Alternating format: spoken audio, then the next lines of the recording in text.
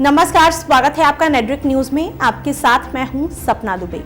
इस वक्त जो आतंकवादी गुट बेहद चर्चा में है वो है आईएसआईएस। वही आईएसआईएस जो अपने खूंखार आतंकी गतिविधियों के लिए कुख्यात है। पूरी दुनिया में आतंक और दहशत का पर्याय आईएसआईएस एक चरमपंथी समूह है जो क्रूरता की सारी हदें पार कर जुल्म बरपाने से कभी बाज नहीं आता।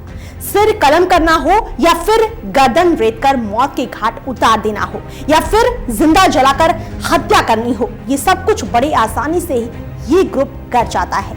ना किसी का डर और ना किसी पर रहम, बस दहशत फैलाना और बेकसूरों को मारना ही इस संगठन का एकमात्र लक्ष्य है। ईस्टर 2019 के दिन श्रीलंका में हुए आतंकी हमले की जिम्मेदारी भी इसी आईएसआईएस ने ली थी, जिसमें 300 से ज्यादा जानें चली गई थी।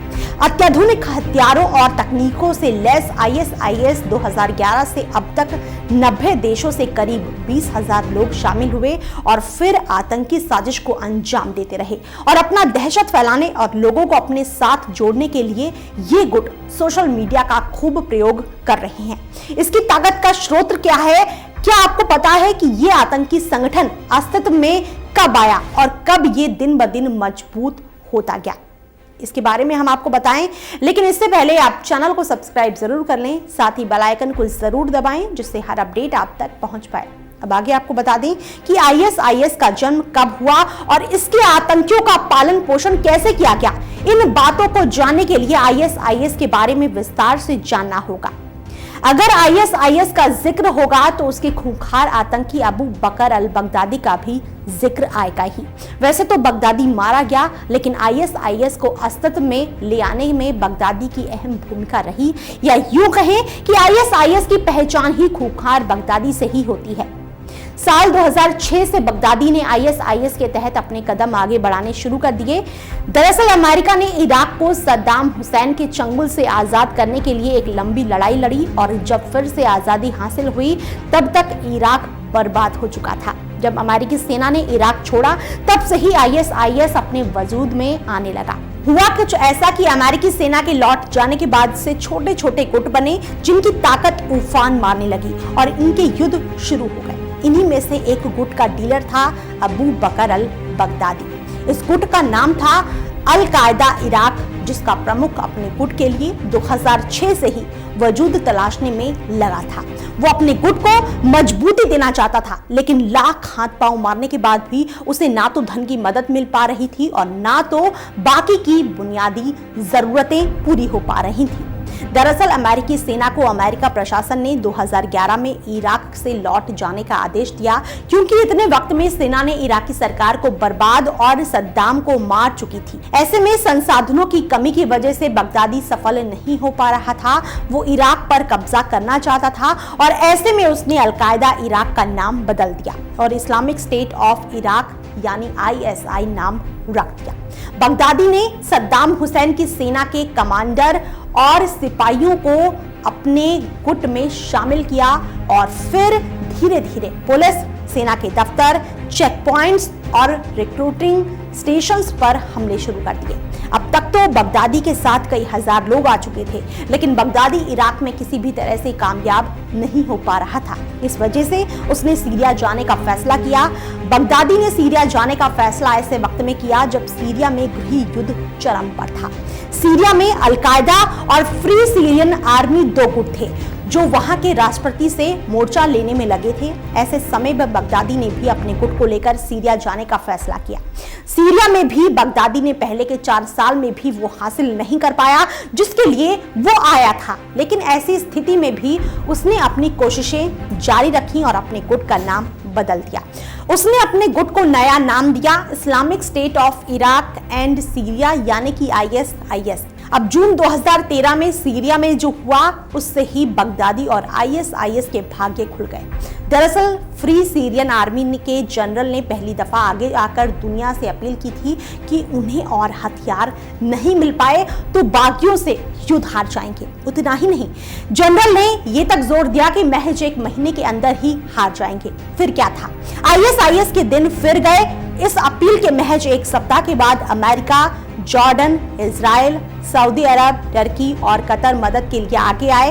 इन देशों ने फ्री सीरियन आर्मी को हथियार मुहैया कराए, धन की आपूर्ति की, ट्रेनिंग दिलवाई, सभी आधुनिक हथियार, एंटी टैंक मिसाइल, गोला बारूद जैसी चीजें इन देशों ने सीरिया पहुंचवाया।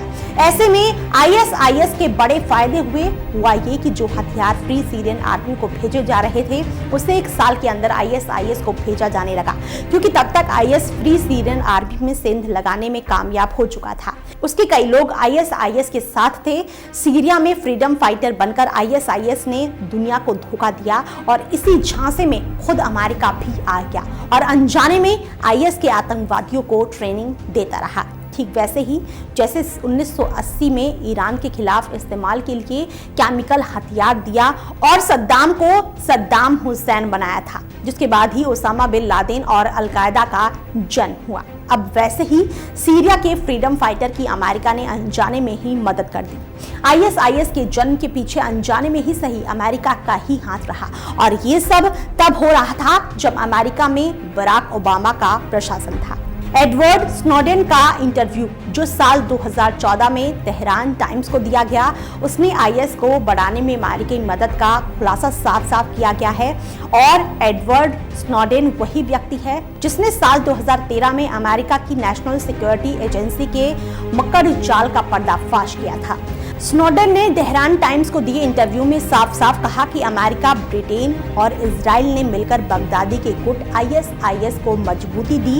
एक प्लान बिहाइव यानी मधुमक्खी का छत्ता कोड के नाम से चलाया गया, जिसका लक्ष्य बस ये था कि इजराइल के आसपास के देशों में आतंकवाद की ऐसी ताकत तैयार की जा सके जिसमें इजराइल के विरोध में खड़े देश उलझ जाएं और इजराइल को सुरक्षा प्रदान कर सके। और इसके लिए इजराइल ने खुद 1 साल तक बगदादी को हथियार चलाने की ट्रेनिंग दी।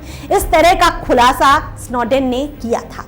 स्नोडेन के मुताबिक खुद अमेरिका ने मिडिल ईस्ट में अपने दुश्मनों पर बगदादी से हमला करवाया। इतना ही नहीं, मध्य एशियाई देशों में भी आतंक फैलाया और इसके लिए अपने सेनाओं को इन देशों में भेजा।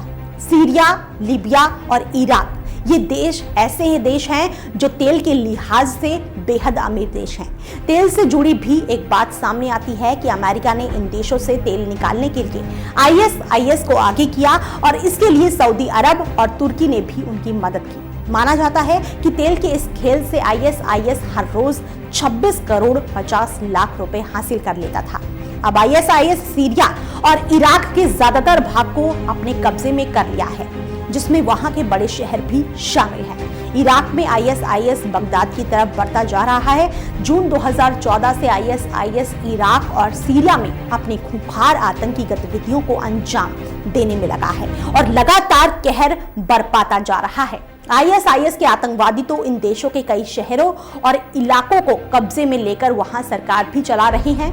बगदादी मारा गया, लेकिन उसके रहने तक आईएसआईएस ने खूब आतंक फैलाया और आज आलम यह है कि सीरिया के पामकेरा, रक्का, हसाक्का, डियर इजोर, एलेप्पो, यारमुक और होम्स इलाके के कई शहरों पर कब्जा जमा चुका है। इराक के अनबार, रमादी, मोसुल, तिक्रित और फालूजा पर आईएसआईएस ने अपना कब्जा जमा लिया है। इराक में तो ये खूंखार आतंकी संगठन बगदाद की तरफ बढ़ रहे हैं। फिलहाल के इतना ही। बाकी ऐसी और वीडियोस के लिए आप चैनल को सब्सक्राइब करना ना भूलें। आप देख रहे हैं नेट्रिक न्यूज, साहस सच कहने का।